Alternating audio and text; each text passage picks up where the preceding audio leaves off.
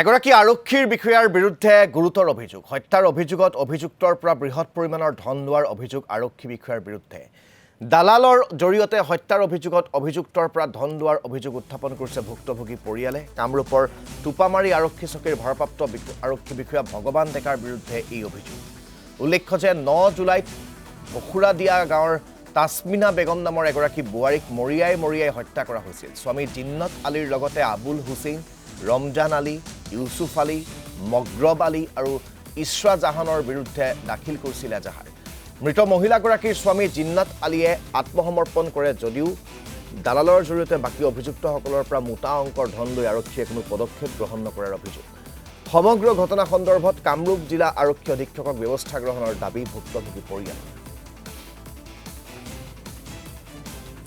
যোৱা 9 জুলাই ৰাত নিশা আমাৰ খুৰাৰ ছোৱালী মানে হত্যা কৰিছিল আমি 11 জুলাইত এফআইআৰখন দিলোঁ দিয়াৰ পিছত এটা আসামী কেৱল মানে ধৰা নাই মানে আত্মসমৰ্পণ কৰিছে দালালৰ সহযোগত বাকী কালফিটবিলাকক এতিয়ালৈকে এৰেষ্ট কৰা নাই গতিকে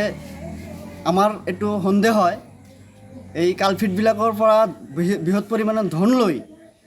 এই কালফিটবিলাকক মুকলি আকাশৰ তলত ঘূৰিবলৈ হাহু দি আছে গতিকে এই কালফিটবিলাকৰ মানুহবিলাক থানাত অলিগলি দিনী ৰাতি মানে থানাত থাকে গতিকে আমি যেতিয়া আমাৰ খুৰাক লৈ যাওঁ আমি যাওঁ আমাক দাবী ধমকি দি থাকে নগৰবা এলেকাধীন টপামাৰী থানা আইচিৰ নাম ভগৱান ডেকা এতিয়ালৈকে পোষ্টমৰ্টেম ৰিপৰ্টখনো অহা নাই